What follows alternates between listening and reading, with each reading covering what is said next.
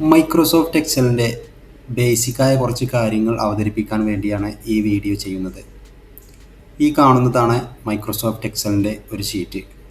നമുക്കിന്ന് ഇവിടെ കുറച്ച് കുട്ടികളുടെ പേരും അതുപോലെ തന്നെ അവരുടെ മാർക്കും ഉൾപ്പെടുത്തുന്ന ഒരു ലിസ്റ്റ് എങ്ങനെ ഉണ്ടാക്കാമെന്നും ആ ലിസ്റ്റിലൂടെ ചില കാര്യങ്ങൾ നിങ്ങൾക്ക് കാണിച്ചു തരാനും വേണ്ടിയാണ് ഈ വീഡിയോ ചെയ്യുന്നത്.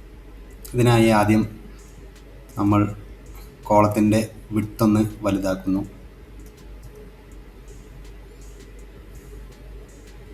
ഇവിടെ നമുക്ക് നമ്പർ കൊടുക്കാം. ഈ നമ്പർ എന്ന് എഴുതിയ കോളത്തിന് കളർ മാറ്റാനായി കളർ ചേഞ്ച് ചെയ്യാൻ വേണ്ടി നമ്മൾ ഈ കോളത്തിലേക്ക് വരുന്നു. അതിനുശേഷം ശ്രദ്ധിക്കുക, ഫിൽ കളർ എന്ന് കാണുന്നിടത്ത് ഇതിലേത് കളറാണോ വേണ്ടത് അത് നമുക്ക് സെലക്ട് ചെയ്യാം. ഒരു ഗ്രീൻ സെലക്ട് ചെയ്തു. ഈ സെല്ല് സെലക്ട് ചെയ്ത ശേഷം ഫോമിൽ വന്ന ശേഷം ഫോണ്ട് കളർ നമുക്ക് ഇവിടെ നിന്നും ചേഞ്ച് ആക്കാൻ കഴിയും.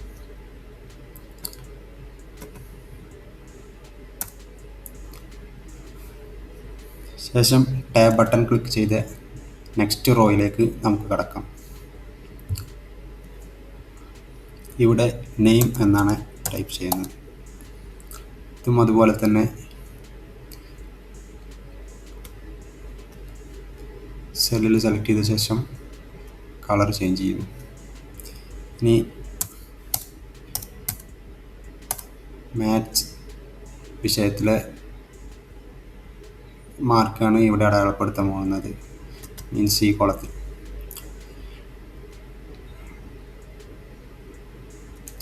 ഇതും കളർ ചെയ്യാൻ വേണ്ടി നമ്മൾ ഇവിടെ വരുന്നു, കളർ ക്ലിക്ക് ചെയ്യുന്നു.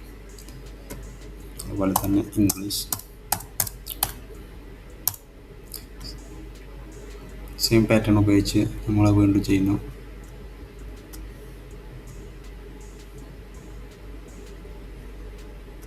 വൈറ്റ് ആക്കേണ്ടതുണ്ട്. നമുക്കിവിടെ ഫോണ്ടിൻ്റെ കളറ് വൈറ്റ് കൊടുക്കാം. ഇനി ഈ കോളത്തിലുള്ള എല്ലാം സെൻറ്ററിലേക്കായി വരാൻ ഈ എഴുതിയ നമ്പർ, നെയിം, മാത്സ്, ഇംഗ്ലീഷ് ഇതെല്ലാം സെൻറ്ററിലേക്കായി വരാൻ വേണ്ടി ടെക്സ്റ്റ് അലൈൻമെൻറ്റ് ക്ലിക്ക് ചെയ്തതിന് ശേഷം സെൻറ്ററിൽ നമ്മൾ കൊടുക്കും.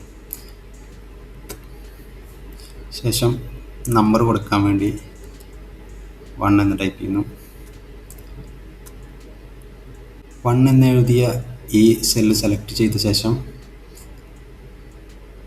നമ്മൾ താഴേക്ക് ഡ്രാഗ് ചെയ്യുന്നു. അപ്പോൾ ഓട്ടോമാറ്റിക്കലി ഇവിടെ നമ്പർ വരുന്നതായി നിങ്ങൾക്ക് കാണാം.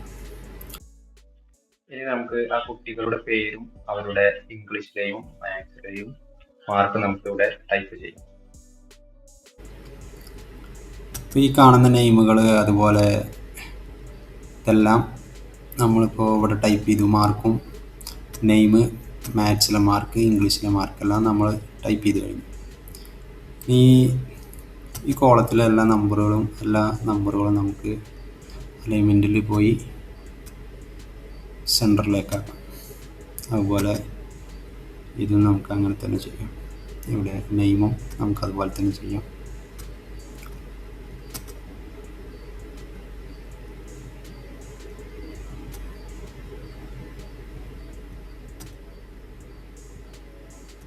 ഇതിനായി ചെയ്യുന്നത് ഡബിൾ ടാപ്പ് ചെയ്ത ശേഷം താഴോട്ട് സ്ക്രോൾ ചെയ്യുന്നു, അല്ലെങ്കിൽ റൈറ്റ് ക്ലിക്ക് ചെയ്ത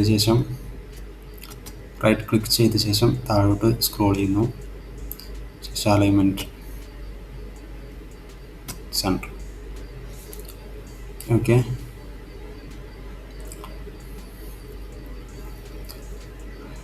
ഇനി ഇതിനൊരു ബോർഡർ കൊടുക്കാൻ വേണ്ടി നമ്മൾ ഈ സെല്ലുകളെല്ലാം ഡ്രാഗ് ചെയ്ത്, അതായത് ഡബിൾ ടാപ്പ് അല്ലെങ്കിൽ റൈറ്റ് ക്ലിക്ക് ചെയ്ത ശേഷം ഡ്രാഗ് ചെയ്ത ശേഷം സെല്ലുകളെല്ലാം സെലക്ട് ചെയ്ത്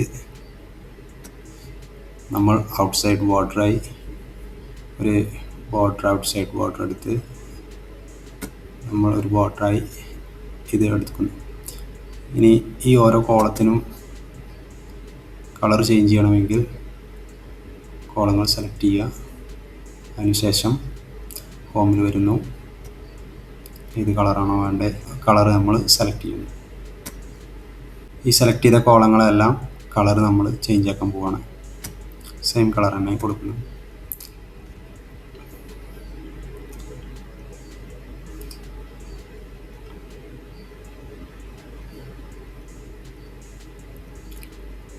അപ്പോൾ ഇത്രയ്ക്കാണ് ഇന്നത്തെ ഈ വീഡിയോയിൽ. ബാക്കി നമുക്ക് നാളെ കാണാം. ഓക്കെ. ഈ ചാനൽ ഇഷ്ടമായാൽ എല്ലാവരും ലൈക്ക് ചെയ്യുക, സബ്സ്ക്രൈബ് ചെയ്യുക, കൂടെ കൂടുക.